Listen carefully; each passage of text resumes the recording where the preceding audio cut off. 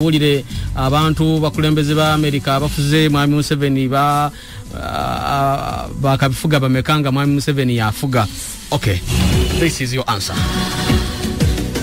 President Museveni mwino kumwebalizako Katonda. You have to thank and praise the Almighty on behalf of President Museveni.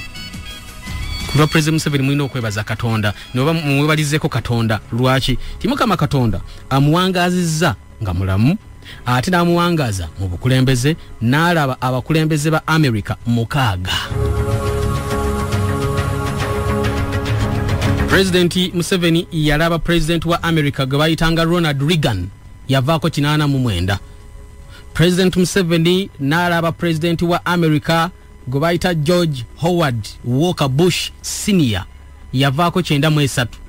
President Museveni yali afuga ne President Bill Clinton wa America yafuga 93 paka 2 President Museveni mukama amwaddo mukisa yalaba President George Walker Bush okuva mu 2021 paka 29. President Museveni abadde president nga ne Barack Hussein Obama president 29 paka 2017. President Museveni era waberedde president nga nakati Trump yafuga. Kale okuva ku Ronald Reagan, George Bush Senior, Bill Clinton, George Bush Jr., Barack Obama ne Yoweri na manya ne Donald Trump, mwami Yoweri Kaguta Museveni has been here. Bali abatano bagenda, Trump na yali mukubo agenda. Kati olo mbuchi kati mwagala nzize ko ki Trump agenda. Kati olo mbuchi. If you know, you know. Kakuru Dennis Isunga chegegwa basiri wasibota ndije kakuru no gamba chi wasibota mbuza ani nanyini next media ate mulimu mikutuchi hajibambi. Okay ogambye kakuru Dennis Isunga chegegwa nanyini next media company nene ya maulire ngabola ba Vision Group ekulembero mukulu Robert Kabushenga ngabola ba Nation Media kati next media ekulembero mukulu King oba Karisa Ibrahim ndi abahika wanofuna waka yenna nagatu ina waka holiday package home waka byonna omukulu Kini nanyini next media Kini liwandikibwa KIN mu bulambalamba ye Karisa Ibrahim ndi abahika Kini ono byafayo benjabi baba bingi ya mukama wango naye yakulira next media mulimu TV ya NBS mulimu Sanyuka TV mulimu Salamu TV mulimu olupapula lwoku online oluyitibwa Nile Post mulimu ne Next Radio mpya ewereza mu lulimi olungereza ndoza kikumuka akatonyezemu so yenanyiniyo nebirala bingi ebiri wansi wa next media. Okay Agai Bashiri tutumbudde wane echengera ku Hawaii boda bana ababoda bamali kwanga muliza ogambye mbuza kabaka Sobi yaddawo oluvanyuma lw'okuyimbula Kayihura nze Global Frank Hawaii boda stage kabaka Sobi jali. Kaziwe please compare for me Bobby Wine and Bebe Cool basing on their education background, financial and music wise. Kati Bebe Cool kati ulira onantwala muntalo za Gagamero ne Firebase. Kati ono mwana nkoze eki kino ya Rabbi lwaki ogamba Haji asale mpaka wakati w'abasiramu n'abalokole why KHM International Consultant abakugumukuno na Uganda emirimu ebweru eggwanga bagala ba cleaners ba drivers ba security guards ne ba electrical helpers omusala musava ddala jangu kati ku office zaabwe ezisangibwe Mengo ku Nabulagala Road ofu bali Ntuma Road okwewandisa kugenda maaso ku bessimu note 70000777 oba note 70000777. Kale mukama wange ngono kwata seko mulamba ngo akati seka tubulire abasiramu n'abalokole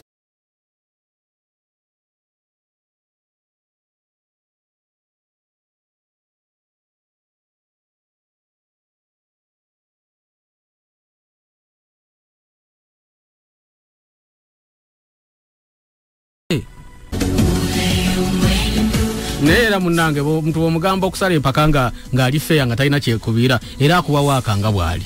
Kaakati onambuuziza kiba muyitaani ono. Agaye nkompe yalinga ku kusoma kwa Bebe Cool, sente n'omuziki wakati wa Bobby ne Bebe. Now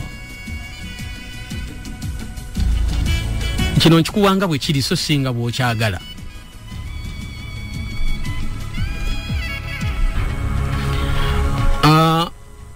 Ku byokusoma Bobi Wine alina degree mu music, dance and drama okuva Makerere University.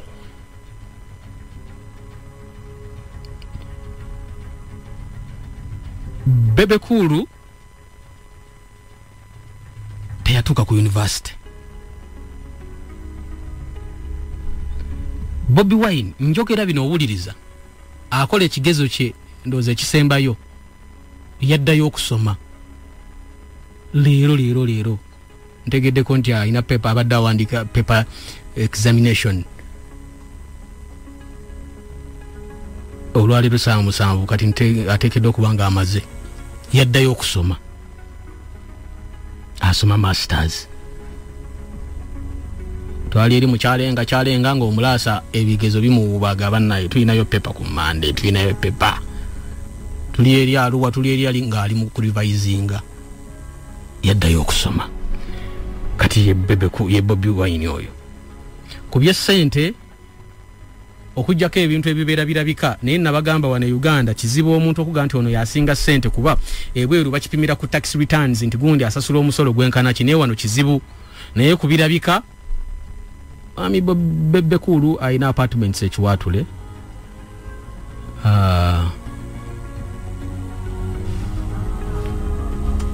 Ayina apartments ekiwatule.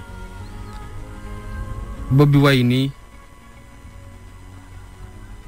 businessman ayina Semako Kilo Plaza wane Kamocha, One Love Beach, ayina ennyumba ez'abapangisa, ayina music record studio recording music n'ebirala bingi. N'amaka ge gamanyiddwa gali magere. Mu music mu kutunda mu nsi yonna international market Bebe Cool asinga Bobi Wine international market. Akola video nungi okusingeza Bobi Wine nezaapiringa katala akensi yonna era afunye nominations nyingi ebweru na award naziwangula ebweru crossinga borders. However Bobi Wine music we ya crossinga nnyo border ngo wa Bebe Cool. Music we abadde nnyo wane waka nga waba crossinze border acrossinga border n'agenda bana Uganda abali ebweru. Kati wo muziki awenjagala oguumuliza. Kati bw'ombuuza ani asinga okukuba ebweru Bebe yasinga music abantu music we gwe bategeera ebweru. Bw'ombuuza asinga okukuba wano ne fan base omuntu alina fan base esinga Bobi Wine. However mubange liwunzikidde litaweza na mwaka Bobi Wine music we na ya crossinze borders okusinga ow'abantu abalala mu kiseera eky'omwaka. Yagende Kenya ng'eyolimba lwa freedom balukubira ddala bulungi balutegeera, South Africa, Nigeria, Canada, America, si mu bannayuganda bula bantu bonna. So lately music wa Bobi Wine acrossinze borders n'atuuka eyo. Kati eminzaani eyo gye nsobola okubuulira.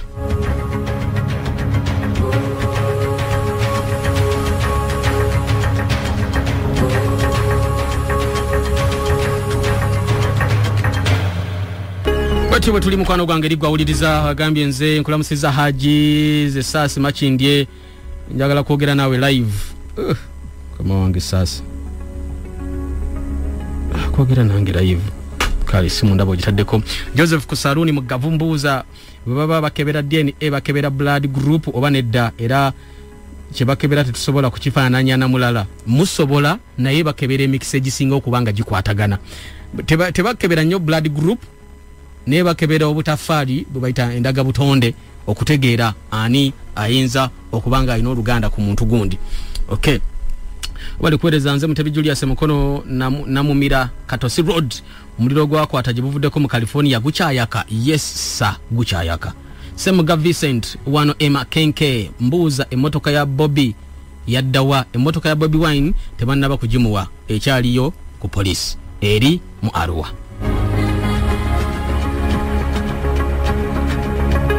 Ono abuuziza n'aganze Emma Entinda yakumanya omusajja gwe bayita Didier Drogba omuzanyi w'omupiira alina bugagga bwenkana ki era alina emyaka emeka.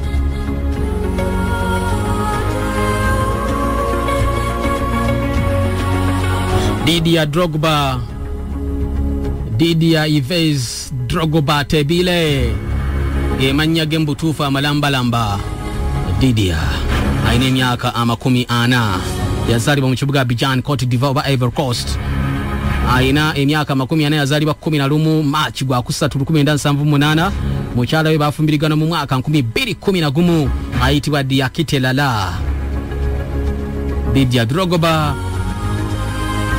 erigwe munanga awuliriza zanyide mu timu nyingi nnyo: Shanghai Shenhua, Galatasaray, Chelsea, Montreal Phoenix Rising, Chelsea of course njigambye Marseille, Ginkamp ne La Mans.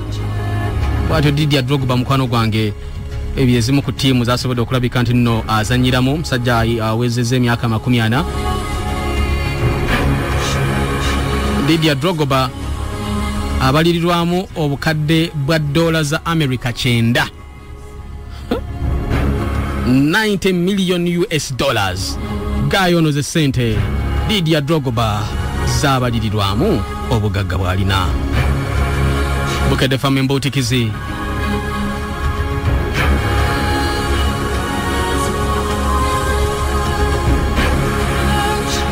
nze Mbesiga Edwin from Mulambi Katungamo, but I'm listening from Entebbe Road Kuchebusabada. Thanks for the show Bashir KBM live zo mbuza ensene neziva wera tuwe profero yo Mugaga Yanga njamuba wensene nababulira mukwano gwange mukuru Bashir bali kuwereza nze Moze owenku mbuza we yagwa akalulu yaddawa.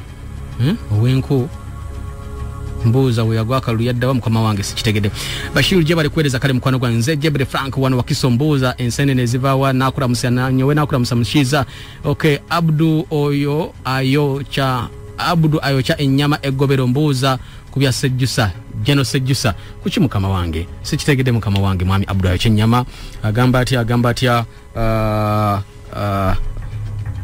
sula birongo wali wandege bali kubanga koli gamba otya sonke bweyogere wali n'abaana ba good talent bweyogerere kwe muri muwuliriza mwe bali nnyo kubanga muwuliriza ne bweyogerere mu katale nkakasa mutumbidde ddala bulungi nnyo nyini ddala.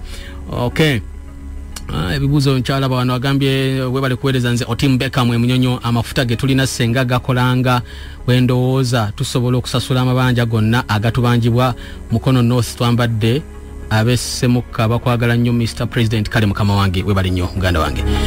Okay, amafuta ge twazuula mangi ebyaddala njagala kulagako reserves ze tulina nyingi ddala. Onabuuza nti singa ge tulina amafuta ge tulina tugasima gasobola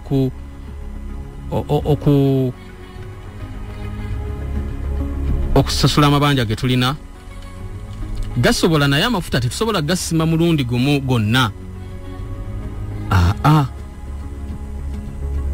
Okusinzira ku kyendaba twazuula amafuta gabalirirwamu barrels obuwumbi 6 mu obukadde 5 eza galani z'amafuta ze barrels. Amafuta ge tulina Uganda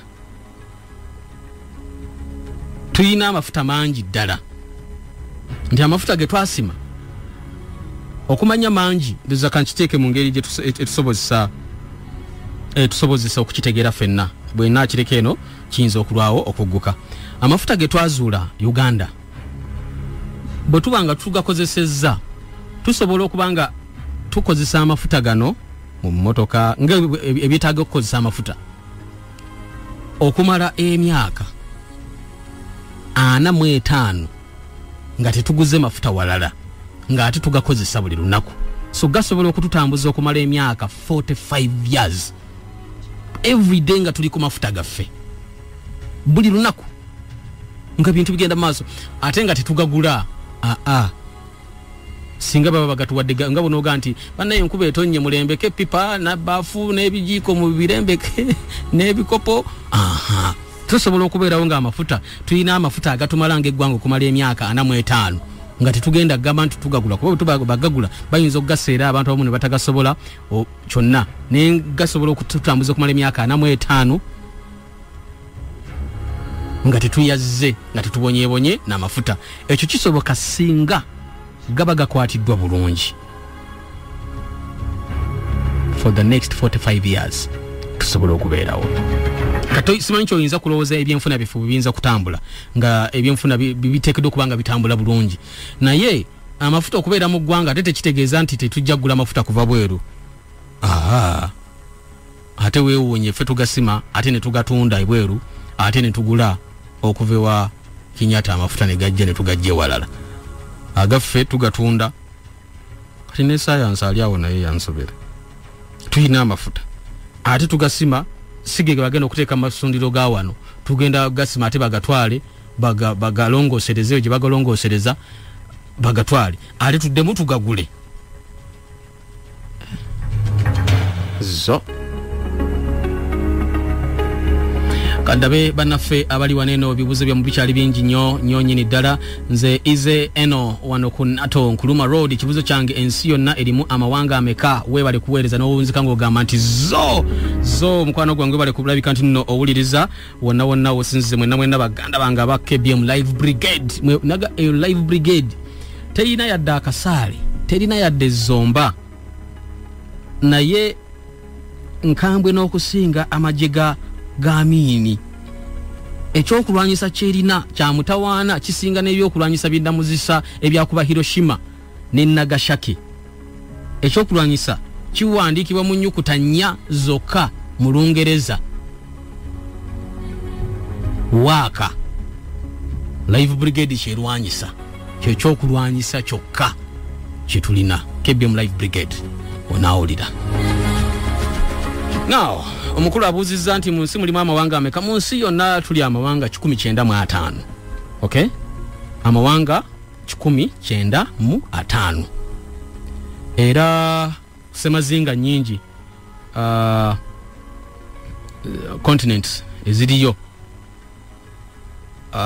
mu Africa ye semazinga esinga okuba n'amawanga amangi amawanga 5 mwana Asia wali amawanga 48 Europe amawanga 4 Latin America waliyo amawanga Latin America wali amawanga Latin America ne Caribbean wali amawanga 3 kitundu kibayita Oceania wali amawanga 18 North America ne wabera amawanga 2 mu North America waliyo Canada ne United States of America ge mawanga limu 2 agali mu semazinga go bayita North America kati bwe nkugamba Latin America ne Caribbean wali amawanga 3 jolaba amawanga nga Venezuela Cuba na amawanga amalala songa Europe wali Bungereza Japan Germany bichibwe bityo Asia yo wali aba Japan aba China notunulira bannafa aba Warabu wali mu Asia ate mu Africa amawanga 5 mwana of course mu muli eggwanga lyensinga okwagala mu nsi yonna eriyitibwa Uganda so ge amawanga 195 nga Africa fe tusinga amawanga amangi mu semazinga zonna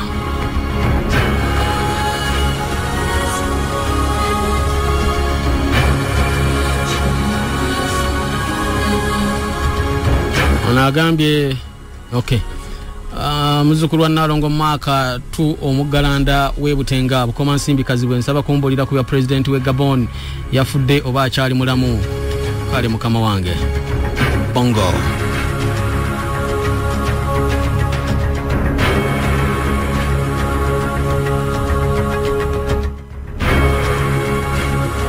bongo messages amwe mukwano gwange zitukyagenda maaso n'okulabikanga tuziwa doors entuufu tusobola okulabikanga tutambula ddala bulungi wonna woli awo ajo bali kuweereza okay Salongo waso ekyengera bali kubanga kwoli message yongirabye kulembeze gwange lya Gabon lwakiri getufuna ali bongo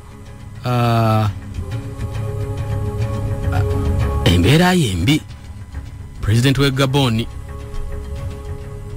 embeera yembi abantu batandise n'okumubika ne bagamba omukulu afudde naye getufuna galaga tannafa naye vice president we kati yafuga ono Ali Bongo mutabani taata we yafiira mu ntebe taata we yali president Omar Bongo n'afuga abantu be Gabon okubafiirako obufiizi era n'abafiirako yafiira mu ntebe kati ne mutabani we naye abafuze kitaawe bwe yamala okufa ne baleeta mutabani we n'afuga kati naye wuno ayagala kubafiirako bufiizi Afrika nze Haji Kaziwe Bashiri Bazira wamma Friday 7 December bw'obanga ogenda